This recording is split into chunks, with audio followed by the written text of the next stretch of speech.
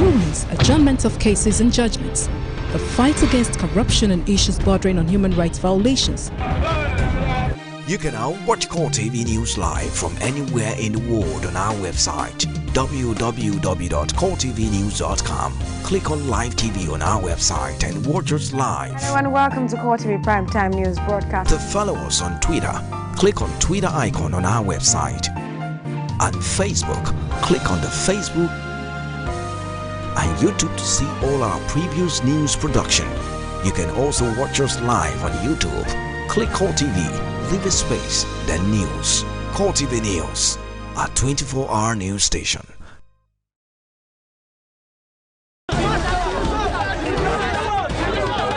If you are not idle, nobody will probably come and encourage you to join their gang or the group. Yes. To keep Nigeria one is a must that must be done. Nigeria is not going to break. So if I don't buy this one now, how much you go sell this one? I will free give you 500. Sure? This one? Yes. This small banana? Yes. I know that Buhari can do it. He has a lot of plans. We should be praying for him. He's a human being. Anything can happen to anybody. The majority of the law they pass belong to them, to favor them, not the masses in Nigeria. If we want to change, let's change generally. Don't let's change half. Let's change generally.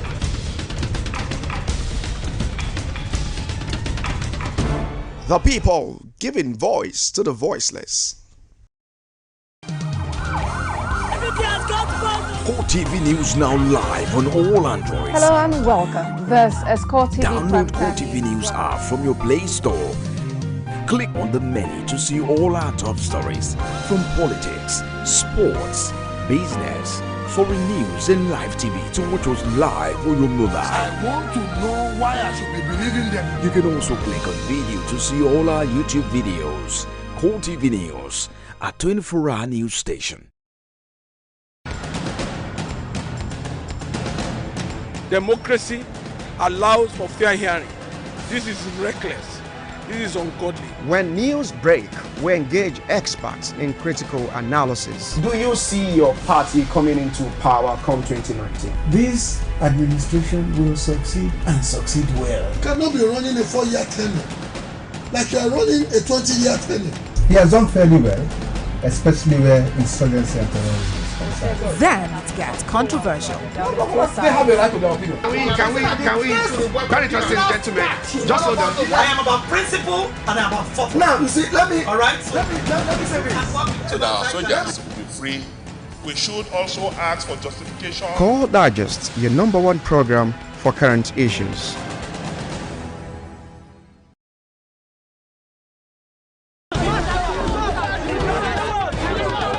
If you are not idle, nobody will probably come and encourage you to join their gang or the group. Yes. To keep Nigeria one is a must that must be done. Nigeria is not going to break. So if I don't buy this one now, how much you go sell this one? I will free give you 500. Sure? This one? Yes. This small banana? Yes. I know that Buhari can do it. He has a lot of plans. We should be praying for him. He's a human being.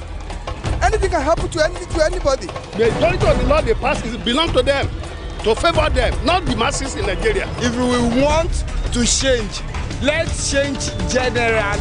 Don't let's change half. Let's change generally.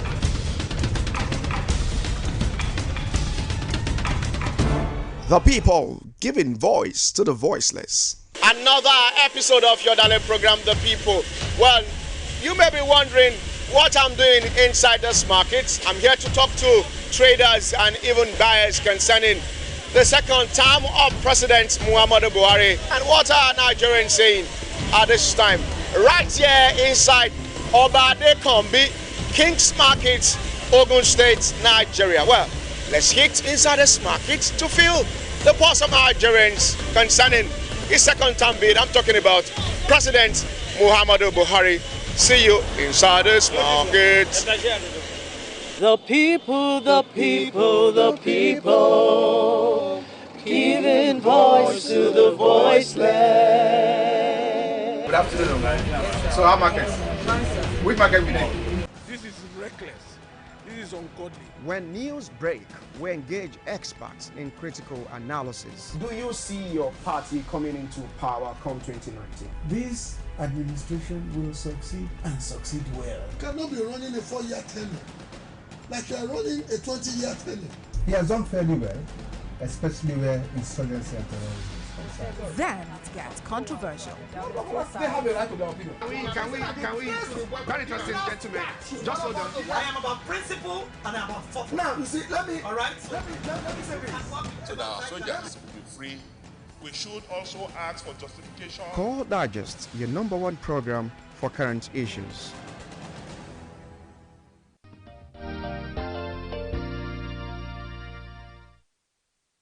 Welcome back on the program. Well, this morning we'll turn our attention to the governors versus the NFIU. What is wrong with the direct allocation to local governments? Well, next month this will be implemented that daily what the local government can sign out is about 500,000 naira. Talking about cutting some of the reduction or the excesses in the local government and also having some of their rights to some allocation at this time. My guests are still here. Maxine Meiduye, social commentator, and Ambrose Iboke, public affairs analyst. Many thanks for staying tuned, gentlemen. Thank you, Manu. Yesterday we saw what transpired with the governors being aggrieved with the decision from the NFIU. Let me start with you, let me start with Ambrose Iboke. What do you make of these developments? Governors suing the president, the federal government about this decision. Your take on this development? The governors have just come to reinforce what we all know, that they depend on the monies meant for the local government to fund their extravagance, to fund their profligate lifestyle, and to fund their selfish agenda. Because why are you fighting? In fact, it's supposed to be from the governors that this issue of, fiscal autonomy for the local government should evolve from, if they are really concerned about development in the grassroots. But because they are not concerned about that, they are looking at rather than, these monies we are getting from here, people are going to take it away from us, so we are fighting for it. So it's not the fight for the common man, it's their own fight. And that's why it's because of the access to this fund. That's why the state governors always will want to appoint a local government chairman. And that's the norm. Yes, they do that. They are proposing not conduct elections in the local government. Appoint caretaker. When the caretaker is running out, they will put them as sole administrators. They will put them as then return all of them as in a kangaroo election setup, and that has been the norm. Because they can easily control them and have money from it. But this one now is trying to take away that from them. Look at Lagos State, for example. As sophisticated I would think Lagos is, Lagos State is even telling their local government chairman not to make public statements about the matter. I've banned them from making public statements about the matter. That is how serious this is. So the state governors should actually be ashamed that they are fighting this kind of noble cause. So some things may not be constitutional, the legality of it or the technicality of it, but if it is for the good of the system, then it should be supported. But because this does not favor them, this was the same governors that fought Jonathan when they were trying to create a sovereign wealth fund. Some of them were in PDP then, and these are people that have the temerity to come here and tell us that PDP squandered money. They have 16 years, they didn't do anything. Meanwhile, some of them who are governors and who were in PDP or who were in opposition were the people that still went to court and said, no, you cannot save this money. All the money that accrue, we are supposed to share them. And this is the kind of cycle we have in Nigeria, a cycle of waste. Now that the local government want to know what to do, want to go to them directly, some of them are fidgety. Because once they start coming to local government chairman, they will start consolidating their base and they can start spending the money for the developmental purpose of the local government without having to revert to the governors. So the governors are fighting a very wrong cause. Very, very wrong cause. All right, let me come to Maxine Meiduye. Do you believe that the governors are fighting a very wrong cause at this time? Looking at the development of the NFIU, some of the decisions reached there that even the local government at the moment, once in the month of June, when it will be fully implemented, that they can only sign out 500,000 daily. See, this is a very worrisome scenario. We are just rigmaroling. The fact is that we are not making progress as a nation. And then it's as a result of this same policy of sharing money. Sharing money from the center to the state up to the local government. This is a federation, of course. We are practicing federalism, which guarantee tiers of government, the 3 tiers of government, and then how allocations and resources and governance structures should be shared and then responsibility taken. But the fact now is that, do we really have responsible leadership? That is the question.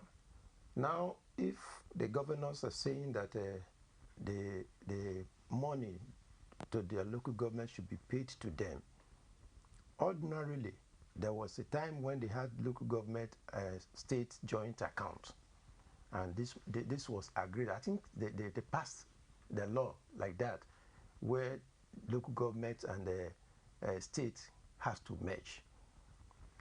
Look at it this way. If this is the law, until that law is repealed, that is when NFIU can pay local government directly. Secondly, look at the way we are. We have 774 local governments stated in the Constitution. When our population was around 150 million, today we are 200 million, and we still have 774 local governments in the Constitution. Places that are not inhabited before are now inhabited in those local governments, making those local governments to be very large and require probably LCDs and some administrative restructuring for it to be more effective. Now, I have to cut you short at this time because we have to go at this break. And when we come back from this break, we'll talk more about what is the implication of this development. Come June 1st, this law is set in place, and definitely, what is wrong with that direct allocation to the local government? Now, will this bring development to the grassroots? These are many more my guests will be answering on the program this morning. Do not go anywhere. Definitely, we'll be right back.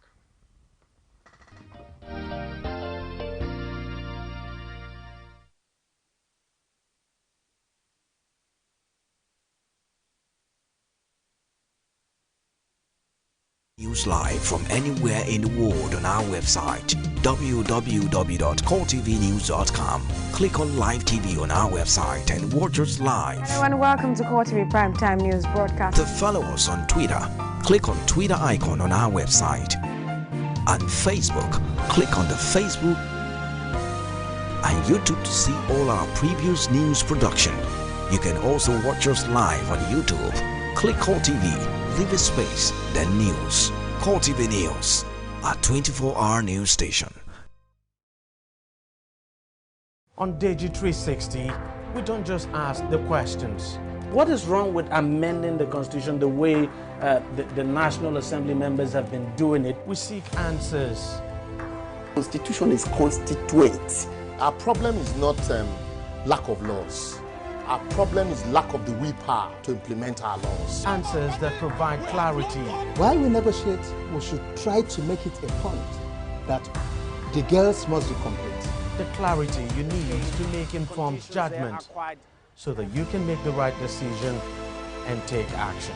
People are saying it is you politicians that are responsible for this, that you are the reason why this is happening. All these dullards that call themselves governors in this country? I wish we had people like Tony at the National Assembly. God forbid that I go to join that band.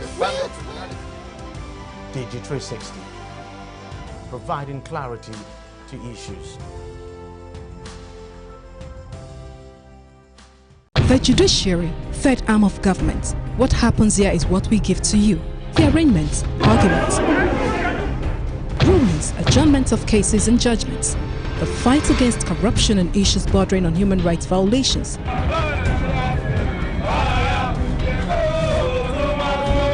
the doctrine of least spenders ought to have been respected, that no arm of government, however powerful, should take the laws into its hands as held by the Supreme Court. Justice is one way. It's either you go for justice or justice go after you. But I've never seen a situation where an individual is afraid of justice. We move from court to court to give you updates on legal matters, when they happen and where they are happening, going extra miles to get reactions from the parties, even when they're not in the mood to speak. No comment. Talk to my lawyer. Watch Legal Scope on CoreTV News at this time. If you are not idle, nobody will probably come and encourage you to join their gang or the group. Yes. To keep Nigeria one is a must that must be done. Nigeria is not going to break. So if I want to buy this one now, how much you go sell this one? I will fee give you 500. Sure? This one? Yes. This small banana? Yes. I know that Buhari can do it. He has a lot of plans. We should be praying for him. He's a human being.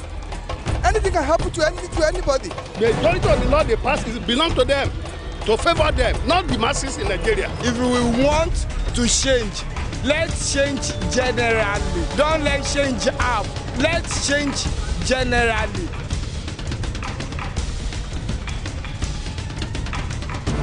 The people giving voice to the voiceless. So what is 60 Minutes with Angela all about? It's not an interview.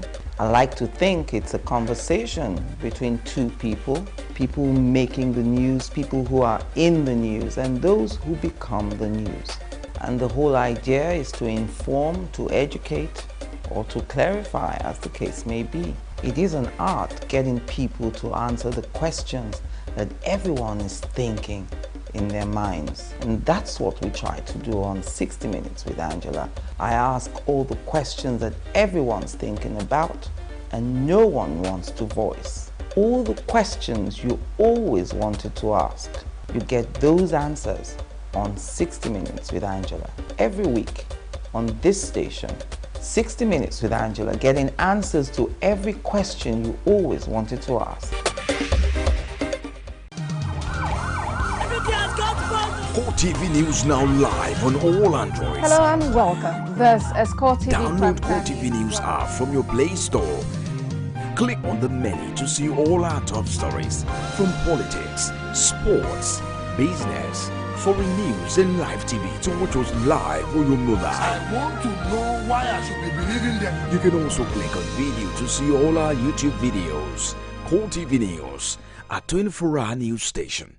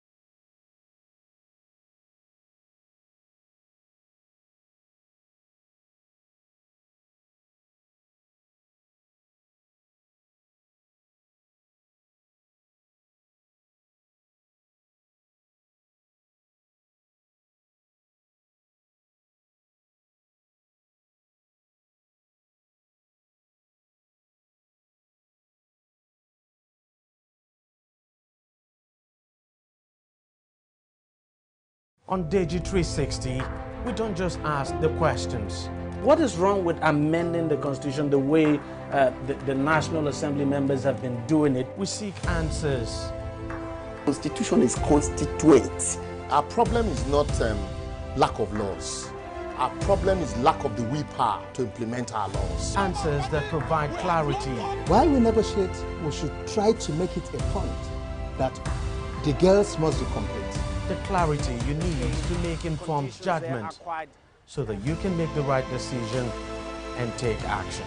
People are saying it is you politicians that are responsible for this, that you are the reason why this is happening. All these dullards that call themselves governors in this country? I wish we had people like Tony at the National Assembly. God forbid that I go to join that band.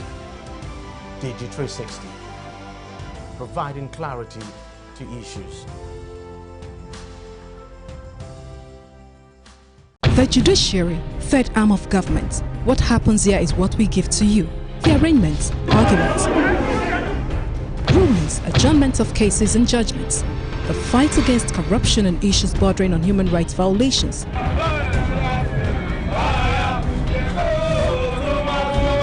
The doctrine of least spenders ought to have been respected, that no arm of government, however powerful, should take the laws into his hands as held by the Supreme Court. Justice is one way. It's either... A very good morning to you. Welcome to CoreTV News at 10. I'm Emmanuel Ajayi, and he had an issue filing at this time. The federal government has said it had invited world leaders to the first edition of June 12 Democracy Day in Nigeria. The Minister of Information and Culture, Lai Mohammed, discussed this at a press conference to mark the commencement of the activities slated for the inauguration of the second term of President Muhammadu Buhari. Mohammed, however, said while Buhari will be inaugurated on the 29th, the Government and Democracy Day activity will mostly be in June 12. Nevertheless, he said the 2-day will still be observed as public holidays in the country. And the federal government has approved a new import levy for sustainable financing of the Nigerian membership subscription of the African Union. The Minister of Finance, Zainab Ahmed, said this while addressing the State House correspondent at the end of a special Federal Executive Council meeting, which ended yesterday. And away from that, a civil society group, Coalition for Nigeria Movement, has accused the former President Olusegun Obasanjo of plotting to cause crisis in Nigeria through its claim that Boko Haram and Fulani herdsmen are allegedly out to Islamize Nigeria. Officials of the group at a press conference in Abuja asked the federal government to call the former president to order. The group further alleged that Obasanjo's comments are capable of pitching the Christian against the Muslim, thereby leading to a massive death in the country.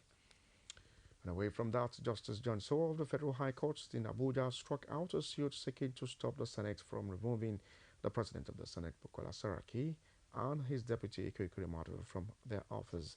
The suit, which was filed in 2018 by an incorporated trustee of Civil Society Observatory for Constitutional and Legal Compliance, has all that 109 senators as defendants. The suit had urged the court to declare that Saraki and Ekweremadu cannot be removed from office as President of the Senate and Deputy President of the Senate unless pursuant to a resolution supported by votes of not less than 73 members of the Senate.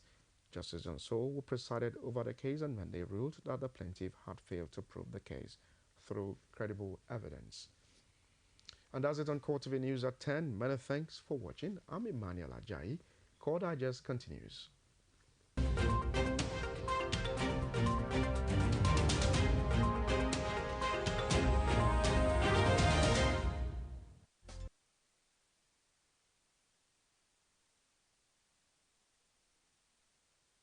We don't just ask the questions.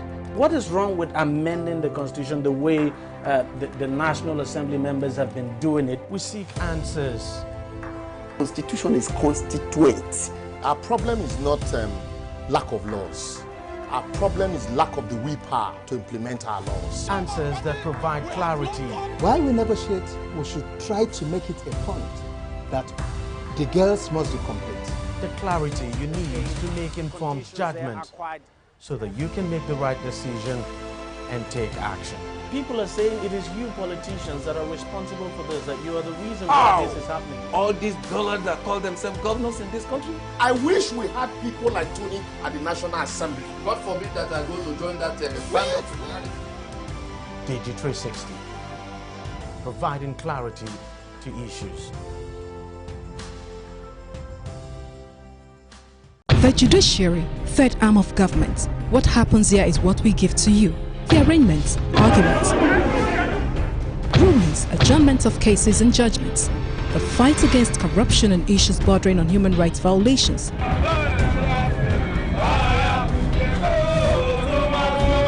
The doctrine of least spenders ought to have been respected, that no arm of government, however powerful, should take the laws into its hands as held by the Supreme Court. Justice is one way. It's either you go for justice or justice go after you. But I've never seen a situation where an individual is afraid of justice. We move from court to court to give you updates on legal matters, when they happen and where they are happening, going extra miles to get reactions from the parties, even when they're not in the mood to speak. No comment. Talk to my lawyer. Watch Legal Scope on CoreTV News at this time. So what is 60 Minutes with Angela all about? It's not an interview. I like to think it's a conversation between two people making the news, people who are in the news, and those who become the news.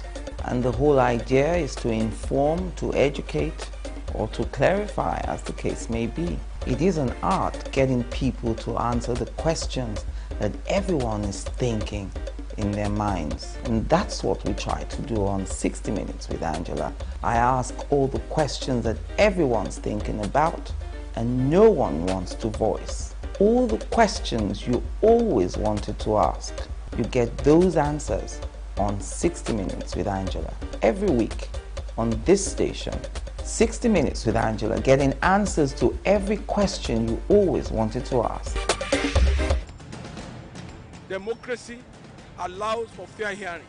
This is reckless. This is ungodly. When news break, we engage experts in critical analysis. Do you see your party coming into power come 2019? This administration will succeed and succeed well. Cannot be running a 4-year tenure. Like you are running a 20-year tenure. He has done fairly well, especially where insurgency and terrorism is concerned. Then it gets controversial. They have a right to their opinion. Can we, very interesting gentlemen, just hold on. I am about principle and I'm about force. Now, you see, let me say this. So that our soldiers will be free. We should also ask for justification. Core Digest, your #1 program for current issues.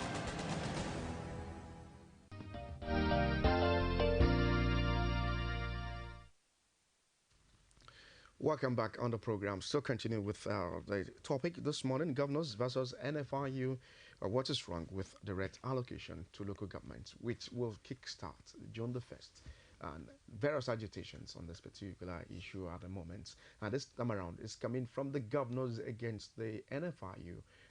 Why are the governors agitating at this time? I guess that's here to provide justice to this topic. Well, I was speaking with Maxine Medoye. Maxine Medoye is a social commentator and a security expert. Thank you so much for joining us. It's my pleasure. And staying tuned, Maxine. And also, Ambrose Ibokwe, public affairs analyst. Thank you so much for staying tuned, and also a journalist. Thank you very much, Imana. All right, gentlemen, Maxine, you were on a particular trajectory earlier before I caught you short. Yeah. Can you throw more light on why you feel the governors are indeed agitating for what is right? Not really they're agitating for what is right. I am looking at the circumstances of the Constitution. If at all it was allowed, maybe it was constitutional for them to have a joint account with the local government, vis-a-vis the practice that we are having, we are on federalism, precise.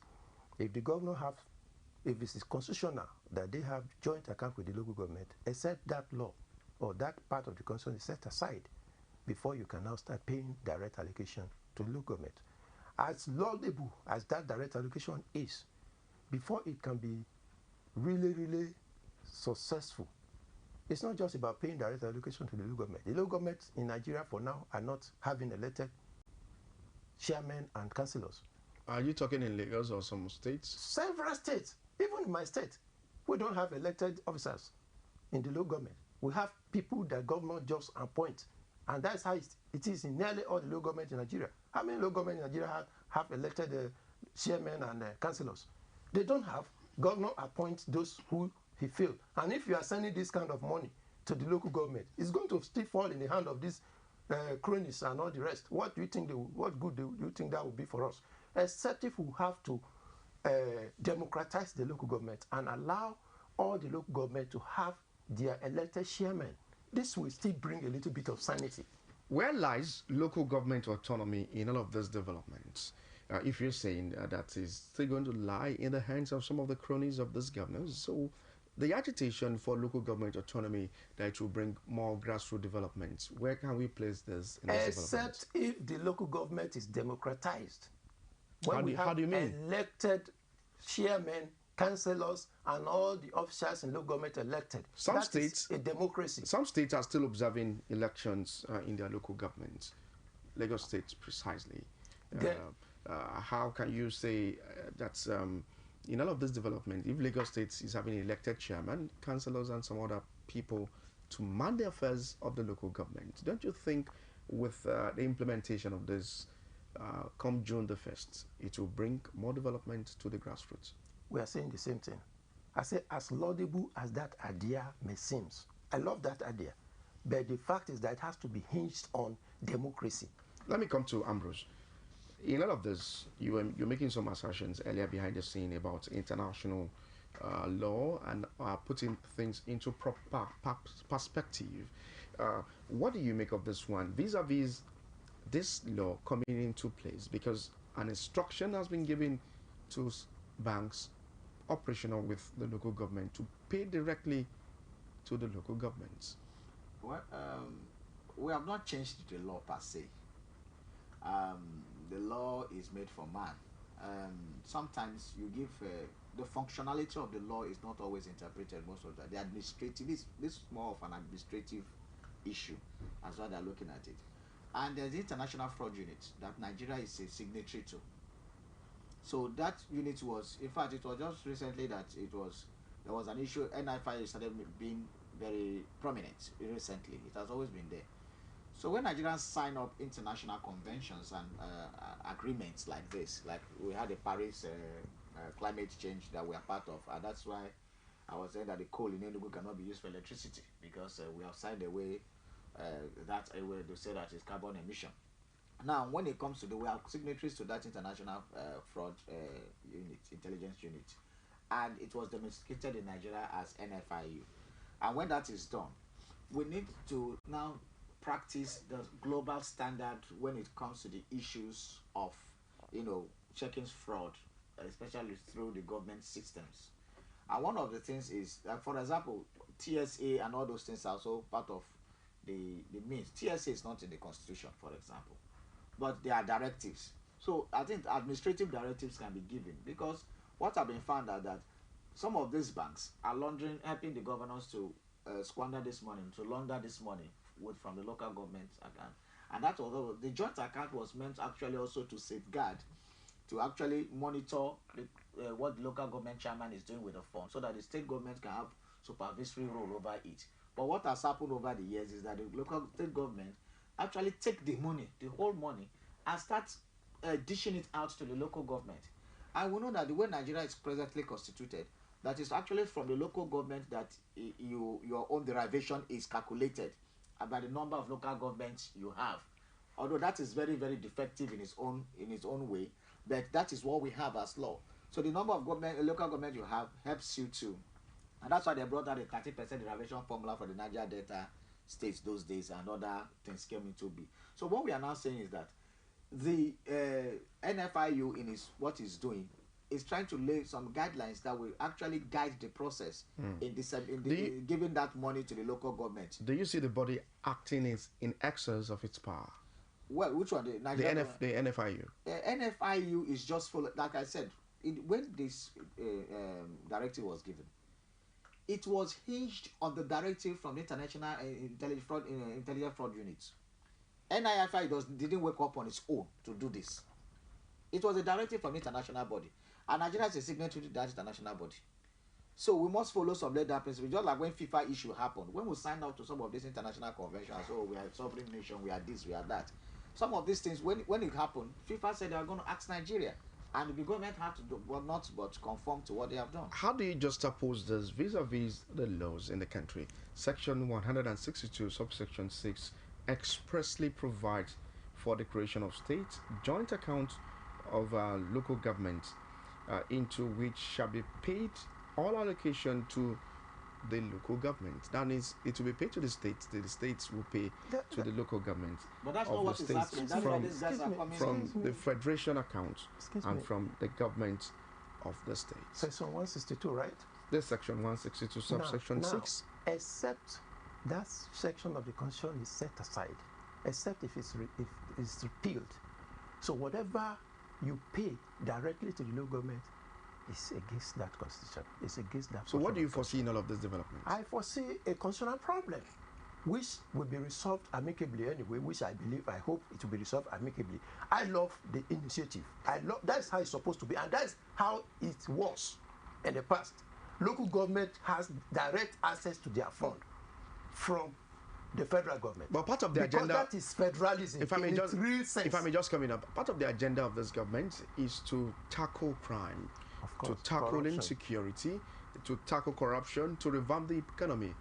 Let's look at the issue of corruption now. If NFIU is coming on the premise that we want to know how local government allocation is being used, what is being used for, how you get this money, then we are paying it directly to the local government so that we'll see some of these developments at the grassroots. I think that is it a part of the agenda of this administration to fight corruption? I love that initiative. It's very laudable. You understand? I love that initiative because it's going to curb a lot of excesses. We all know what's happening at the local government level. We all know how the governors. But what is it that you are worried about? My worry is the constitutional issue. That section you just read stipulates that local government and state has joint account into which the federal revenue has to pay this money into that account, which is owned by the states and local government, and who presides is the governor. That's why most of the local government have no chairman. The governor just appoints whosoever I feel like. Then those people are given stipends to go, and sometimes I will even have that. One of my friends told you have to make your budget and think of what you want to do, then go and submit it to the governor. But we've had cases, gentlemen, we've had cases of and a lot of corruption. Some of this is involved in this. Executives who are in the local government will tell you that some of the promise made by the governors were never fulfilled. It will not be fulfilled because it's an avenue for the governors to cut corners. All of us knows this. So sometimes the local government chairman that is I don't call them chairman. Those stooges that were picked as local government chairman don't even know the total money that comes to the local government. They don't even know the amount of allocation that the local government. But with the direct allocation to the local government, don't you think this will with direct allocation to the local government, it will save a lot of situation, but it has to be hinged on proper democratization of the local government system. If we don't have elected officers in local government, this NFIU direct allocation will still be watery. One of them, I think it will still be watery. Okay, let me allow Ambrose. We are treating the symptomatic causes and not going to the root causes. And that is typical of the Nigerian problem. We treat symptoms and we don't go to the root problem. Why did we get to the point of local governments and state sharing allocation? What gives the powers to the state governor to handpick some people? And even why is there a constitutional allowance for a state governor to appoint a caretaker chairman? So one of the first problems to solve is, first of all, looking at as I said, the democratization, the way it's presently constituted is very wrong. You can't run it. The first thing we need to do is that we should make the local government chairman tenure a 4-year cycle tenure like the state governors and the House of Assembly members, so that we would fix it the same time you are doing House of Assembly election, do the councillors election, do the local government election as well. Why governor is fighting for his own election, not be having time to unpick people. By the time you do that, then they will have a sense of democratization and a sense of, okay, like the House of Assembly member will say, I was voted for my people. You can do campaigns and the rest. That can now set up the proper motion for that. Then the joint accounts, local government and state joint account, should be abolished. Should go through the process of the National Assembly and be abolished. And one of the problems that always we have in Nigeria, especially with this administration, is that they have good ideas, but they always run foul of the law. Like the issue of the Justice Onoga issue, the issue of busting into the House of Justices in the midnight, the issue of disobeying court order, say not release Dasuki, the issue of the Al Zazaki guy, so many issues. So no matter your noble intention, if you run foul of the law, you are not doing the country any right. You are not deepening the democratic process. But again, we have to juxtapose what did Nigeria sign in the convention that they went to sign in the international body to say that we are part of this body. What does it? Because, like for example, we are talking about sovereignty. FIFA has sovereignty over your national football. I get to the point. As a sovereign nation, you cannot decide for your football federation what you ought to do or not. If it contravenes FIFA, FIFA is supreme. But so what do we sign in that convention?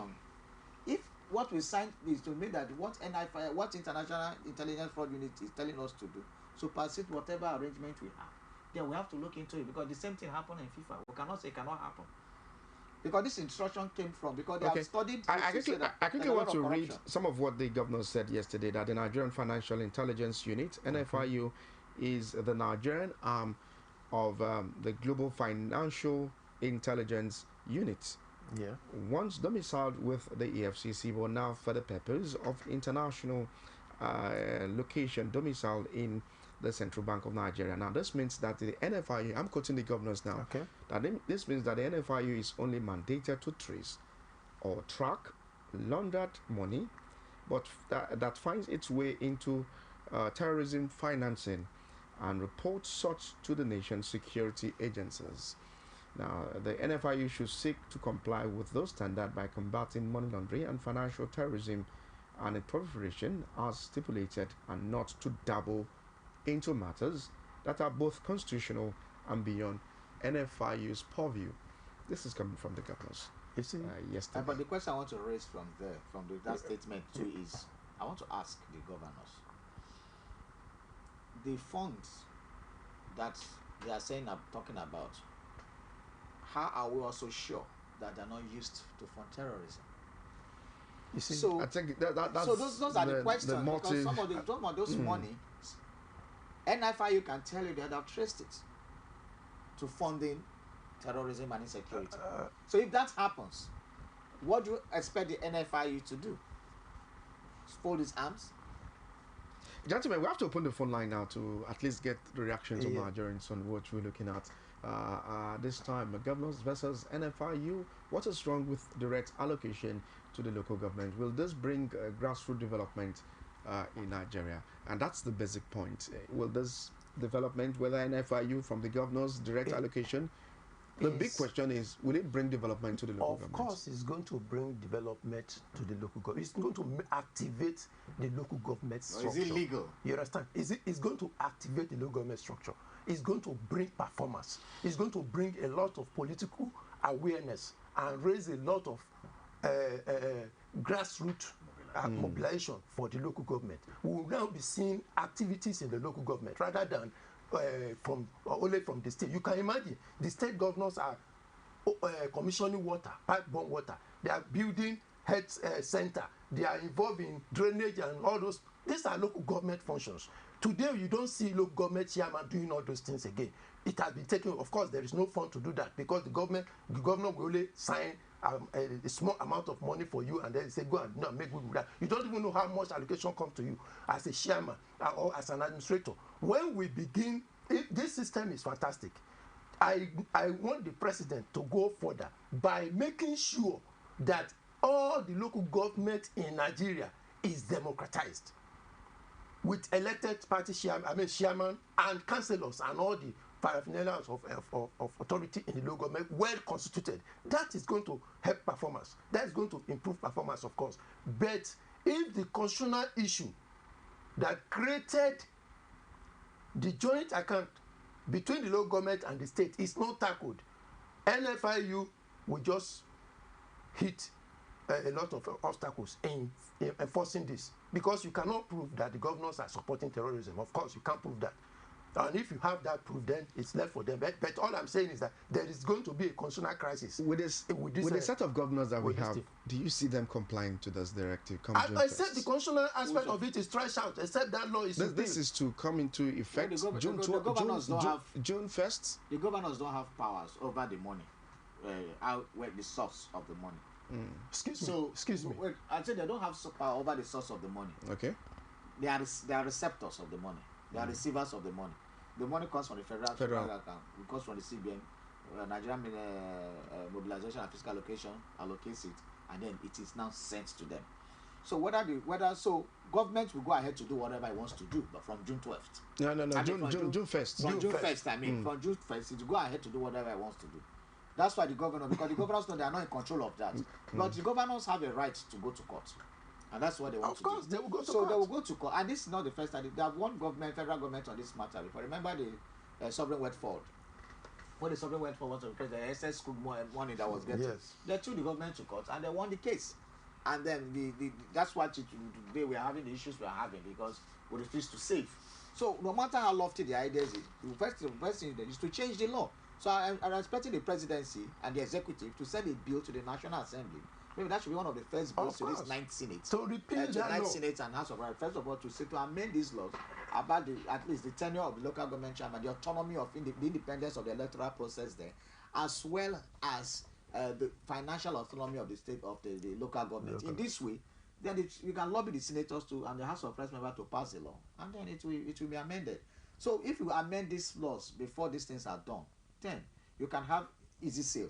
But when you don't, the governors know that it is unlawful. So the next thing, they will go to the court and truncate. And the court don't deal on sentiments and emotions. They don't deal on, this is very good for us. They deal on what does the law say. So that's what the court will say. Ambrose, before we wrap it up on this particular topic, at what point can our local government have autonomy? At the point, our local government used to have autonomy. It was truncated by the military. And then, because of the powers that came, the military now said, the local governments will now be the constituents for defining derivation of whatever income they are getting to the state. That is where the problem starts. So creation of local government became... let me learn. Okay. The creation of local government did not become something for deepening grassroots development. It became an avenue for political gains. And that is where we started missing it. So the first thing for local government, first of all, remove local government as the factor for derivation. First. In this way, when you remove it as factor for derivation, let the derivation be based on other formulas that you are going to work out, but no more on local government. Then allow the states to start having the powers to create its local government development councils and other things. Remove the number of the states, of the local government from the Nigerian constitution, expunge that part, a number of states, and then amend the law so that this can be flexible, so that in the overseas we have, in America and UK, we have counties, you have different places that that create their own laws and exist in their own way.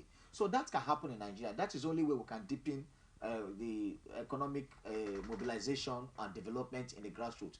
If we don't do it that way, if we still depend on local government and derivation for revenue for state, it will continue to remain a political matter. Let me put on a pause. I'm a very proactive person, and I support this initiative of the federal government. Whether you call it NFIU or whatever, I know that it's an initiative of the federal government, and the brain behind it is to curb corruption and curb excesses of the government. Now, I want to suggest, if at all they are going to commence this process by June 1st, then they must monitor the local government chairmen, because sometimes when the money comes to the local government, it's found its way back to the governor, because the governor is the one that appoints or anointed this local government chairman. So, meaning that the NFIU itself has to activate its intelligence networks to make sure that the money is used by the chairman so that they can hold them responsible. By the time they do this and tighten the rope around the chairman, I think the money will be well utilized. But will 500,000 be enough per day for this local government chairman? But it's not per day. Is it that's what they can approve per day? Well, they would have done their job to know that cash, cash, not other cash. If it's cash, yes. 500,000 per day. Cash. It's a lot of money. So you can pay your vendors, you can pay your contractors. So transfer. I think they would have done their job very well before they. So I love that incentive, but the government should ensure that our local government is democratized. We'll take another break, and when we come back this time around, we'll turn our attention to the National Assembly and the larger media. Do not go anywhere, definitely. We'll be right back.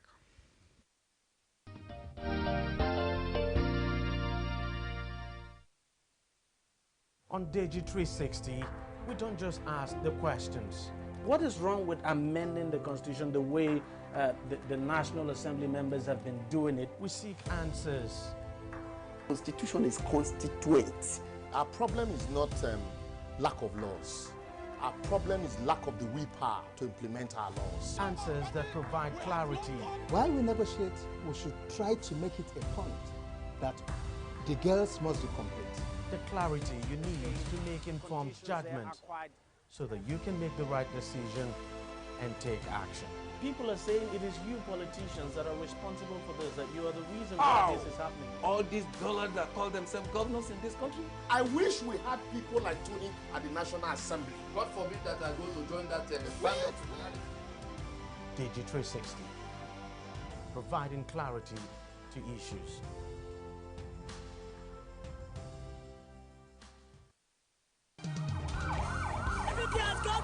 CoreTV News now live on all Androids. Hello and welcome. This is CoreTV. Download CoreTV News app from your Play Store. Click on the menu to see all our top stories from politics, sports, business, foreign news and live TV to watch us live on your mobile. I want to know why I should be believing them. You can also click on video to see all our YouTube videos. CoreTV News, a 24-hour news station. You can now watch CoreTV News live from anywhere in the world on our website www.coretvnews.com. Click on Live TV on our website and watch us live. Hello and welcome to CoreTV Primetime News Broadcast. To follow us on Twitter, click on Twitter icon on our website. On Facebook, click on the Facebook and YouTube to see all our previous news production. You can also watch us live on YouTube. Click CoreTV, leave a space, then news. CoreTV News, a 24-hour news station.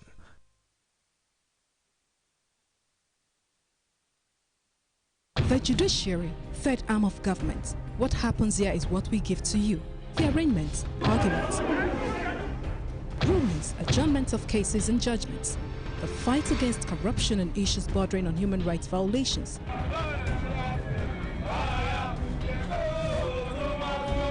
The doctrine of least spenders ought to have been respected, that no arm of government, however powerful, should take the laws into its hands as held by the Supreme Court. Justice is one way.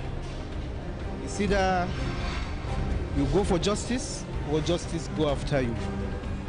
But I've never seen a situation where an individual is afraid of justice. We move from court to court to give you updates on legal matters, when they happen and where they are happening, going extra miles to get reactions from the parties, even when they're not in the mood to speak. No comment. Talk to my lawyer. Watch Legal Scope on CoreTV News at this time.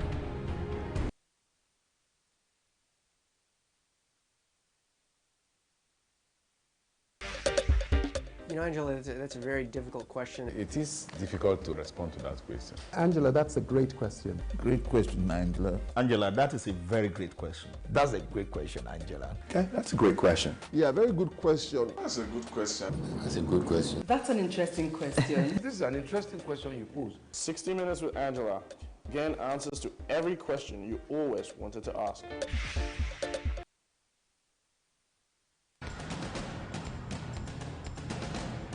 democracy allows for fair hearing. This is reckless. This is ungodly. When news break, we engage experts in critical analysis. Do you see your party coming into power come 2019? This administration will succeed and succeed well. Cannot be running a 4-year tenure like you are running a 20-year tenure. He has done fairly well, especially where insurgency and terrorism is concerned. Then it gets controversial. They have a right to their opinion. Can we, very interesting gentlemen, just hold on. I am about principle and I'm about thought. Now, you see, let me say this. So that our soldiers will be free. We should also ask for justification. Core Digest, your #1 program for current issues.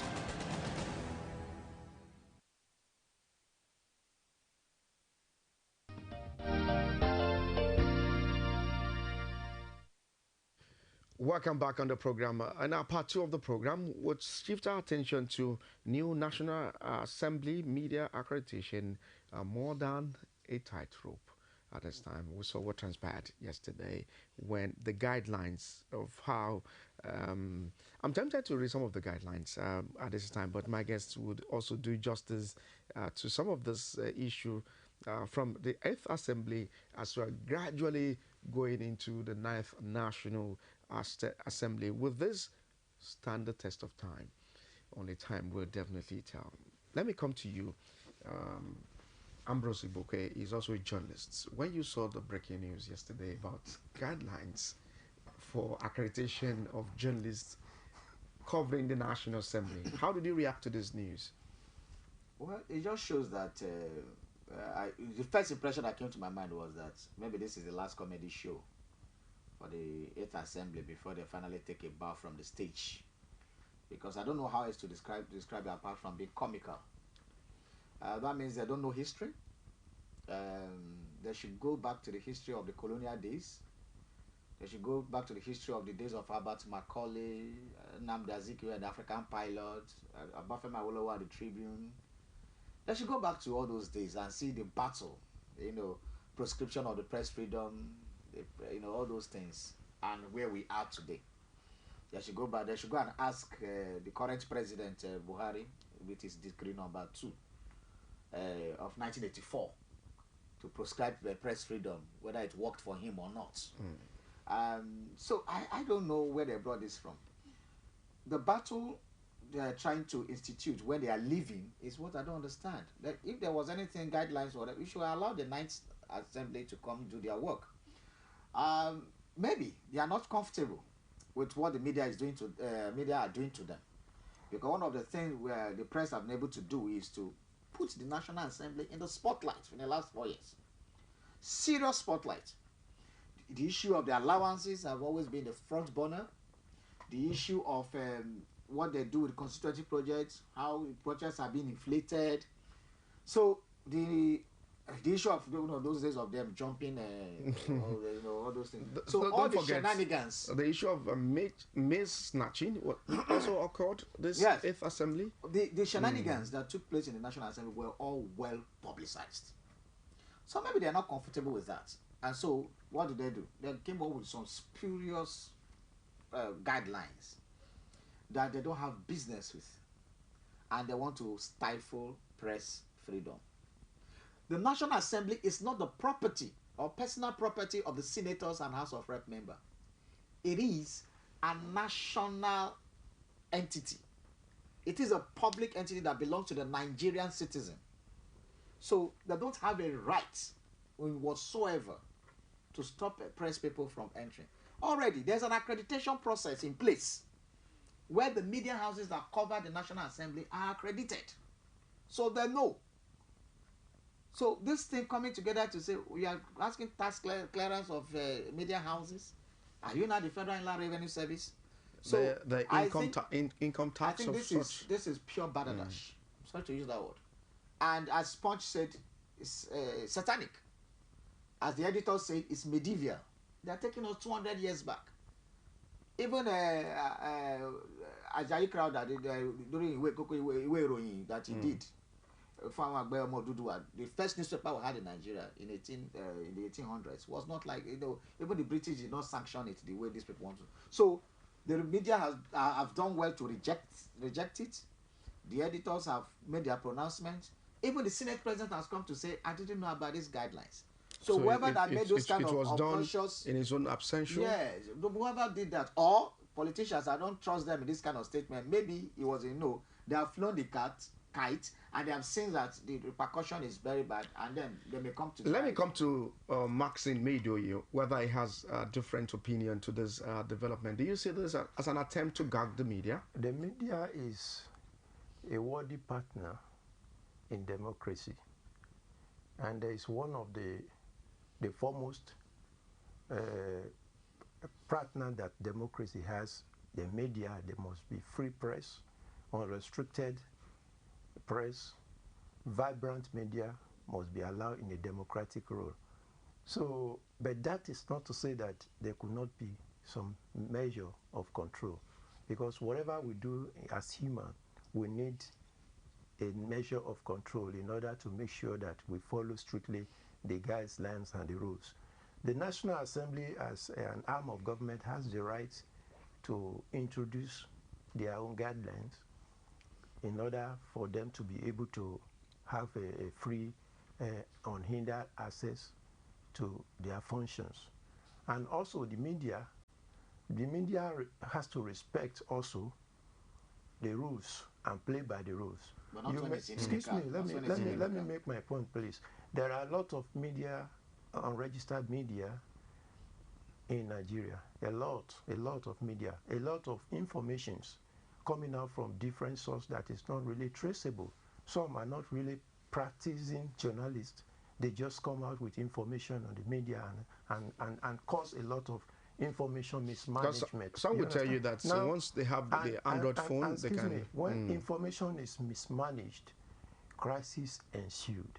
You understand? That is why there is some needs to introduce some measure to control information management, the flow of information. That is not to hinder the press and the media. But at the same time, when you tightrope, when you excessive control can lead to stiffness. Okay, let me read some of the requirements or guidelines for you to just know, and for our audience to also know. I'm going to just read a few of them.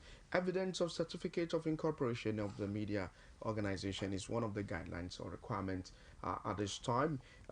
Evidence of partnership of professional bodies for the media organization. Now, proof of membership of Nigerian Union of Journalists, NUJ, with a registration number. That's what also desire to have at this time. Code of certification from the National Library for the Media Organization. Now, functional bureau in Abuja, that's talking about the staff strength, not less than 5 editorial staff, and daily circulation of about 40,000 copies of the print media, with evidence to support the claim of circulation figure. Okay. Now, media houses must be publishing daily and on weekends. That's talking about the print media. Okay. Applicable to online media also. Now, recertification of form must be signed and endorsed by the CEO of the media organization, bureau chief, city editor, as the case may be.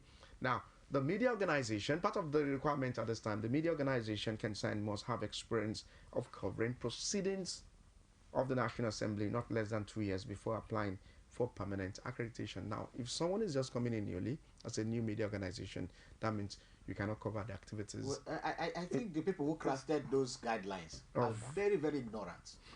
Very ignorant, because first of all, there are newspapers that are weekly, there are daily. That's why they call them dailies. There are newspapers that are weekly. There are newspapers that are published fortnightly. And there are newspapers that are magazines that are published monthly. There are even magazines that are published quarterly. And there are those that are published twice a year and then annually. So for this to make that sense, that means that the gross misunderstanding of how the media space works. Then secondly, there are regional papers, there are community papers, there are state papers, there are regional papers, and then there are national papers. So for these people to now start telling us, categorizing the media paper that come to cover proceedings is not in their purview, because the Constitution ensures a free press. Now for the newspaper houses, they have their ISSN numbers already from the National Library. Yeah. They have their ISSN numbers.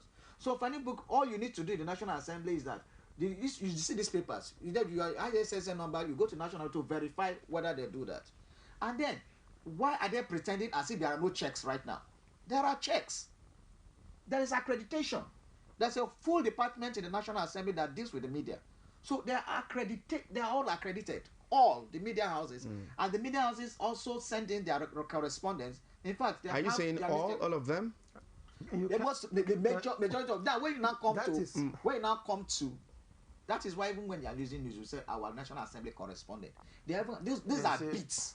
Those are bits that are accredited. Okay, now to be fair to the National Assembly, just a moment. To be fair to the National Assembly at this time, was the National Assembly the 8th National Assembly badly reported by the media?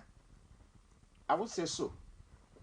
If rather they were badly behaved, and the media maybe did not pander to their trying to paper the way they behaved, because there was a lot of rifts between them and the executive. There was a lot of legislative rascality that took place during that period. They left governance and laws for Nigeria to just like what the executive did too. So both sides were guilty. But when you say, should we give the executive knock and then praise the National Assembly where they did wrong? So I would say that the media did not report this 8th Assembly badly. They didn't. They reported what was going on, what they saw.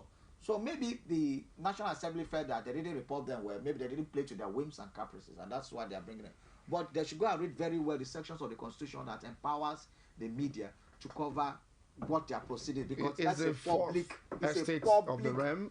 Their activities are for public consumption, and they cannot restrict genuine media houses, because this does not apply to fake media houses. This goes across board. So they cannot just come put a blanket. Even as a public relations consultant, when I organize an event for my clients, there is a simple methodology of isn't that the fake thing. It's just like saying because there are fake pharmaceutical companies, you impose stringent rules on pharmaceutical companies. Who does that? All right, Maxine, your take on this before we call it today. As much as I want to agree with you, but I want to believe that a group of human beings as the National Assembly, they are fundamentally reasonable. Before they will come out with some restrictions and laws, like it's just to make sure that things are done appropriately. Already they have regulatory agencies there. I mean, they have accreditation.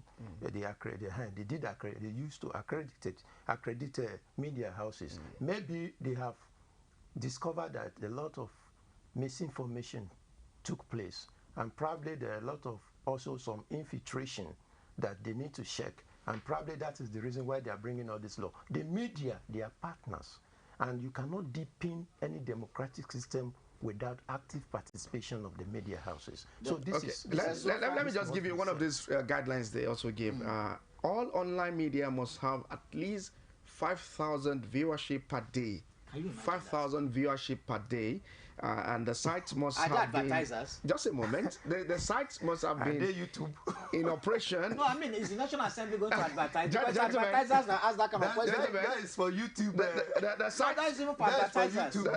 sites must have been in operation for 5 years and provided satisfactory evidence to the effect with clippings of videos. And then the rule of this team is not. Those guys, that's why I said they're ignorant. People that brought that one for YouTube. If you have, as funny as it might sound, anyway, I still want to give it to them. If you don't have 5,000 viewers per day, you are not. As funny as that might sound, you understand? I still want to give them benefit of doubt that they have their reasons, and their reasons are not tenable under the press freedom. Organ of government, their reasons are not tenable. To regulate their, they don't have a right to this kind of regulation. They don't have that kind of right. I hope we're not tilting towards the point of. Just a moment. I hope we're not tilting towards the point of gagging the media, because that's what they're trying to do. Whether we like it or not, I don't think so. Whether we like it or not, what we see on the social media, there's an ounce of truth in all of these things. There's some news that it won't break on the social media. That even the mainstream media do a follow up on it to get to know the veracity of the matter. The National Assembly does not have the right Okay. It's beyond their even if the president cannot make this kind of pronouncements, they talk less of National Assembly. The media are what partner in democratic this process. battle they have started, the media has fought bigger battles. This one is nothing to the media. There will be a way to resolve all the this. Media will, the 9th Assembly is coming, don't forget. And then they may not even... I mean, these guidelines should be thrown to they the may not even use this guideline at the end of the day. Should be thrown to the let us not card. just... even the Senate president has denied it, so that shows that. Let us not take it too seriously because this assembly is already winding up, and then I think. Let me get your last take on the program this morning. Your parting shot. Yeah, we should just work towards our democracy in Nigeria, and then the right thing must always be adhered to. By the grace of God, I know that we are moving forward, and nothing holding us back except ourselves. All right, the parting shots. Well, Nigeria must be good. We must keep talking. We must keep deepening our democratic process. All right. And that will be my last thing. But before I go, I would like to the viewers to join me. Maxine, join us to wish Mr. Emmanuel Ajayi a happy birthday. Okay. Happy birthday. All right, we got that voice. I don't want us to retract the song. Okay. So happy birthday. Thank you very much. Well, thank you very much. Well, thank you. As I always pray for birthday, I say, may your days be longer than those of your ancestors. Amen. That's how far we can go on the program. Call Digest this morning. Thank you very much for watching. I remain Emmanuel Ajayi. God bless you and God bless Nigeria. Bye for now.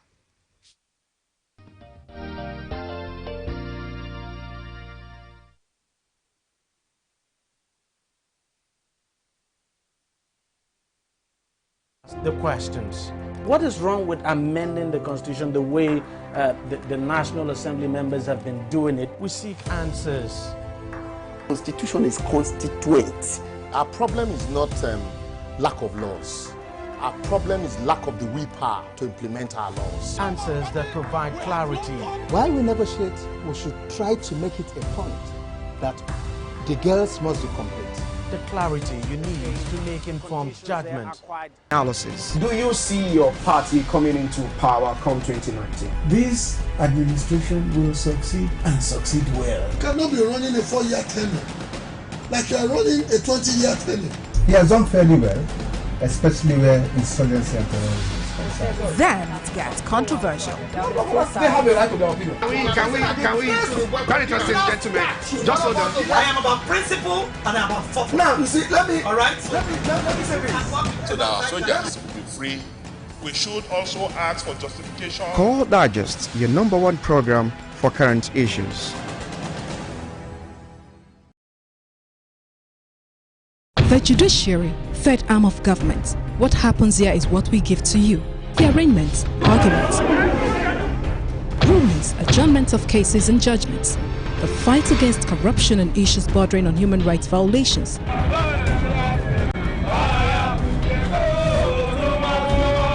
You can now watch CoreTV News live from anywhere in the world on our website www.coretvnews.com. Click on Live TV on our website and watch us live. Hello and welcome to CoreTV Primetime News Broadcast. To follow us on Twitter, click on Twitter icon on our website. And Facebook, click on the Facebook and YouTube to see all our previous news production. You can also watch us live on YouTube. Click CoreTV, leave a space, then News. CoreTV News, a 24-hour news station.